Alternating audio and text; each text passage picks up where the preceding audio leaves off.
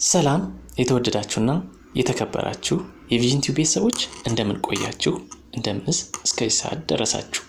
በያላችሁበት ሰላማችሁ ብዝት ይበል እያልኩኝ ራስን የመምራት ጥበብ ሰልፍ ሊደርሺፕ ዊዝደም ከዶክተር ዲያቆን ኢዮብ ማሞ ክፍል 3 ይዤላችሁ መጥቻለሁ።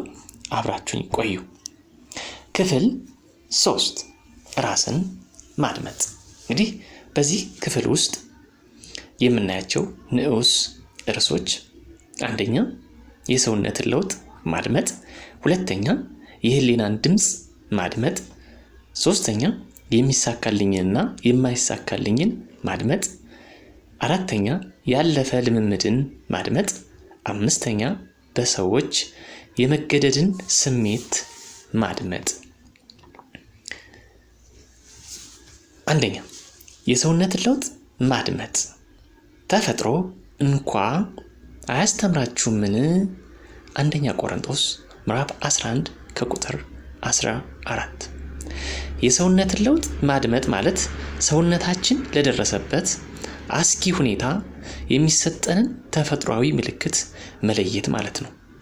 አንዳንድ ጊዜ ሰውነታችን የማስጠንቀቂያ ድምጽ እያሰማን ዝም ብለን ኑሯችንን እንቀጥላለን። እነዚህ የሰውነት ምልክቶች ግን ከጌታ የተሰጠኑና ብናደምጣቸው ነፍስ አድን የሆኑ መልእክቶችን የያዙ ናቸው። ከመዘዝም እንድናለን። ችላ ካልናቸው ደግሞ ደስ የማያሰኙ ሁኔታዎች ውስጥ ራሳችንን እናገኛለን። አንዳንዶቹ መዘዞች ደግሞ በቀላሉ የማይቀለበሱ ሊሆኑ ይችላሉ። ጌታን ማመን ከማያጠቃልላቸው እውነቶች አንዱ እርሱ ያስቀመጠልንን የተፈጥሮ ሕጎች ማስተዋልን ያካትታል። የሰውነትን ለውጥ ማድመጥ የሚከተሉትን እውነታዎች ያጠቃልላል። አንደኛ የዝለትንና የድካምን ስሜት ማድመጥ። ስትወድቅ በዛው አትረፍ፣ ሲደክምህ ብቻ እረፍ። በስራ ሩጫና በሐሳብ ብዛት የባከነው ማንነትህ የዝለትን ስሜት ሲሰጥህ ጊዜው የማረፍ እንደሆነ በማወቅ ከሩጫህ መለስ ማለት አስፈላጊ ነው። አለዛ ሰውነትህ ራሱ በቃይ ብሎ ያሳርፋል። ሁለተኛ የህመምን ስሜት ማድመጥ። ለመጸለይ ወይም ለመታከም የሞት ደጅ መድረስ የለብንም። እንዳመመን ያንን እናድርግ። አንዳንድ ሰዎች ጫፍ ሲደርሱ ነው ለሁኔታቸው ምላሽን የሚሰጡት። ሰውነት የህመምን ስሜት እንደሰጠ ወዲያውኑ ለመልእክቱ ምላሽ ስጥ። ሶስተኛ ያለ ልክ የሆነን የሰውነት ለውጥ ማድመጥ። በውስጥህ ያለው በውጭህ እንደሚታይህ አትዘንጋ። ካለ ልክ የሆነ ውፍረት ወይም ደግሞ ድንገተኛ የሆነ ክሳት የአንድ የተደበቀ ሁኔታ ምልክት ሊሆን ስለሚችል እውነታውን ለመጋፈጥና እርምጃ ለመውሰድ አትፍራ። ንዑስ ክፍል 2 የህሊናን ድምጽ ማድመጥ። በጎ ህሊና ይኑርህ፣ አንዳንዶች ህሊናን ጥለው ጠፍተዋልና። አንደኛ ጢሞቴዎስ ምዕራፍ 1 ከቁጥር 19 እንደሚለው የህሊናን ድምጽ ማድመጥ ማለት ጥልቅ የሆነውና ከጌታ ጋር ግንኙነት ያለው ማንነታችንን የሚያውቀውን እውነት በማድመጥ ምላሽ መስጠት ማለት ነው። ህሊና የእግዚአብሔር ስጦታ ነው። ይህንን ስጦታ ብንጠቀምበት በህይወታችን የሚገኘውን ማንኛውንም ጥቁር ነጥብ ነጥሎ እንዲያወጣልን ጊዜው ሳያልፍና ለክፉ ታልፈን ሳንሰጥ እንድንጠነቀቅ ይረዳናል። የእግዚአብሔርን መንፈስ የህሊናችንን አጋር እንዲሆን መፍቀድ የመሰለ አስተማማኝ ሁኔታ የለም። ይህ እንዲሆን ግን ራስን ማዘጋጀትና ከእውነት ጋር ለመተባበር የወሰነ ማንነት ያስፈልጋል። ህሊናችንን ብናሰለጥነውና ለሚሰጠንም ምልክት ትኩረት ብንሰጠው ከብዙ አበሳ እንድናለን። የህሊና ድምፅ ለማድመጥ የህሊና አይነቶችን ማወቅ ግድ ይለናል። አንደኛ፣ ክፉ ህሊና። ከክፉ ህሊና ለመንጻት ልባችንን ተረጭተን ወደ ዕብራውያን ምዕራፍ 10 ከቁጥር 22 ክፉ ህሊና የተበላሸና ኃጢአትም ሆነ ክፋትን ሲሰራ ከመውቀስ ውጪ የሆነ ህሊና ነው። ይህ ህሊና ያለው ሰው ምንም ነገር ለማድረግ የማይከለከል ሰው ነው። ቀድሞ ይወቅሰው የነበረውን ህሊና ስለገደለው መውቀሱን አቁሟል። ሁለተኛ፣ ደካማ ህሊና። ህሊናቸው ደካማ ስለሆነ ይረክሳል። አንደኛ ቆሮንቶስ ምዕራፍ 8 ከቁጥር 7 እንደሚለው ደካማ ህሊና ያለው ሰው በየምክንያቱ የሚወቀስ ሰው ነው። ባጠፋውም ሆነ ባላጠፋው ነገር የጸጸትና የጥፋተኝነት ስሜት የሚያጠቃው ሰው ነው። ይህ ሰው በቃሉ እውነት በመሞላትና በመምሰል ሁኔታዎችን ወደ መለየት ማደግ አለበት። ሶስተኛ፣ በጎ ህሊና። ከበጎ ህሊና ግብዝነትም ከሌለበት እምነት የሚመጣ ፍቅር። አንደኛ ጢሞቴዎስ ምዕራፍ 1 ከቁጥር 5 በጎ ህሊና ያለው ሰው ክፉን ከደጉ የለየና በኃጢአቱ የሚወቅስ ሰው ነው። ስህተቱን ሰርቶ እንዳልሰራ ማለፍ አይቻልም። ባልሰራውም ስህተት እንዲሁ አይወቀስም። ይህ ሰው ከጌታና ከህብረተሰቡ ጋር የሰመረ ግንኙነት ያለው ሰው ነው። ስለዚህ ከላይ የህሊና አይነቶችን 1 2 3 ብለን ጠቀስን። የሚሳካልኝንና የማይሳካልኝን ማድመጥ ንዑስ ርዕስ 3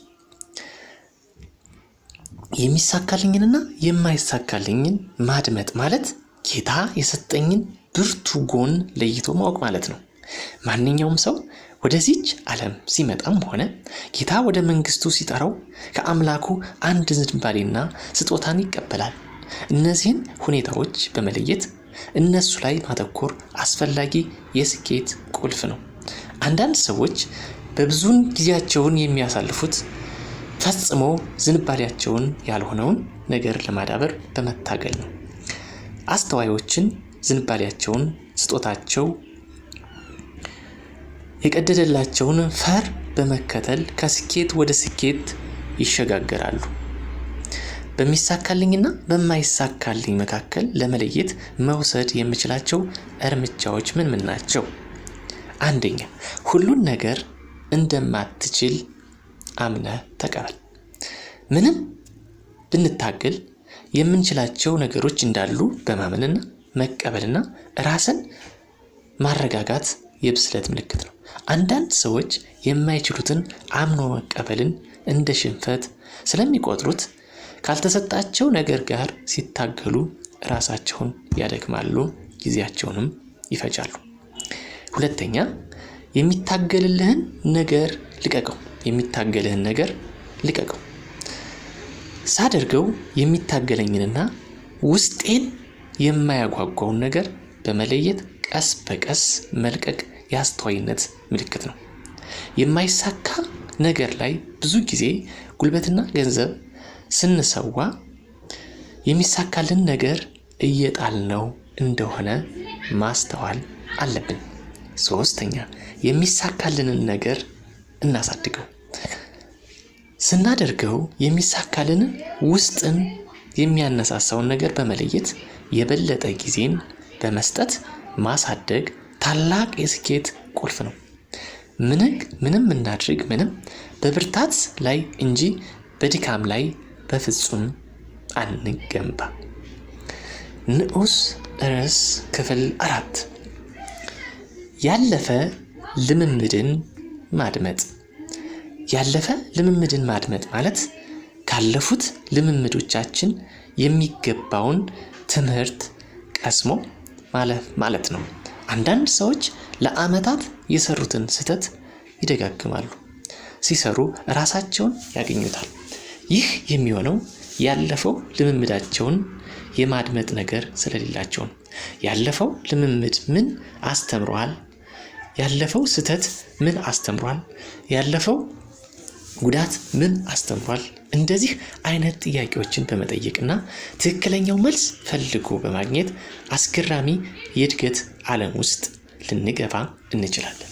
ይህን እውነት ብንለማመድ ካሳለፍናቸው ሁኔታዎች አንዱም እንኳ የሚወድቅ አይሆንም። ካለፈው ልምምዳችን ለመማር ለመጠበቅ የሚችሉት ነጥቦች ጠቃሚ ናቸው። እነዚህም ናቸው። አንደኛ፣ እሳቱን ደግመህ አትጨብጥ። ከዚህ በፊት የጨበጥከው እሳት በእርግጥ አቃጥሎህ ከሆነ ደግመህ ያንኑ እሳት መጨበጥ የለብህም። ይህ እሳት የተለያዩ ነገሮችን የሚወክል ጉዳይ ነው። ከዚህ በፊት ሞክረህ ጤና ቢስ ነገር ውስጥ ከጨመረህ ነገር ጠንቀቅ ማለት ተገቢም ጠቃሚም ነው። ሁለተኛ፣ በተመሳሳይ ሰዎች ደግመህ አትጎዳ። ከዚህ በፊት በሞኝነትህ ምክንያት ሰዎች ተጠቅመውብህ ጎድተውህ ከሆነ እንደዚህ አይነት ሰዎችን በመለየት በምን መልኩ እንደምትቀርባቸው ማስተዋል አለብን። አለዚያ ትናንት በተጎዳንበት መልኩ ደጋግመን እንጎዳለን፣ ቁስልም ይከፋል። ሶስተኛ፣ ከስህተት እንማር፣ ሌላውንም እናስተምር። ከሰራናቸው ስህተቶች የተማርናቸው ትምህርቶች ለይቶ ማወቅና የተሻለ ሰው ወደ መሆን ማደግ አስፈላጊ ጉዳይ ነው። በተጨማሪም ብዙዎች አንተ በሰራው ወይም በሰራሽው ስህተት ወጥመድ እንዳይወድቁ የምንመክር ሰው የመሆን ምርጫ አለን። ንዑስ ርዕስ ክፍል 5 በሰዎች የመገደድን ስሜት ማድመጥ። እንድተውሽ ካንቺም ዘንድ እንድመለስ አታስቸግሪኝ። ሩት ምዕራፍ 1 ቁጥር 16። በሰዎች የመገደድን ስሜት ማድመጥ ማለት ከማንነታችን የሚያውጣጣን የሰዎች ግፊት መለየት ማለት ነው። አንዳንድ ሰዎች የሚጫኑትን የሚያስገድዱትን ለእኛ መልካም የሰሩ እየመሰላቸው ሲሆን፣ ሌሎች ግን የመቆጣጠር ዝንባሌ ስላላቸው ነው። በዚች ዓለም ላይ ስንኖር ራስን ካስገዳጅና ከተቆጣጣሪ ሰዎች ነፃ ማውጣት ከቻልን የድሎችን ሁሉ ድሎች ተጎናጽፈናል። ምንም ሀሳብ ከውስጥ የወጣ ወይም ውስጥ ያመነበት መሆን አለበት። አንድ ሰው ለአቅመ አዳም ወይም ለአቅመ ሔዋን ደረሰ የሚባለው የሚያስበውን አውቆ ራሱን ከወጭ ከሚመጣ ግፊት ነፃ ወደ ማድረግ ደረጃ ሲደርስ ነው። በሰዎች ከመገደድ እስራት ነፃ ለመውጣት መውሰድ የምንችላቸው እርምጃዎች፣ አንደኛ፣ የህይወት መመሪያ ይኖረን። የህይወትን መመሪያ በመለየትና በማወቅ ያንን ማዳበርና በዛ ዕውቀት መደላደል አስፈላጊ ጉዳይ ነው። ራስን ካልመራን የመጣው ሰውና ገጠመኝ ይመራናል።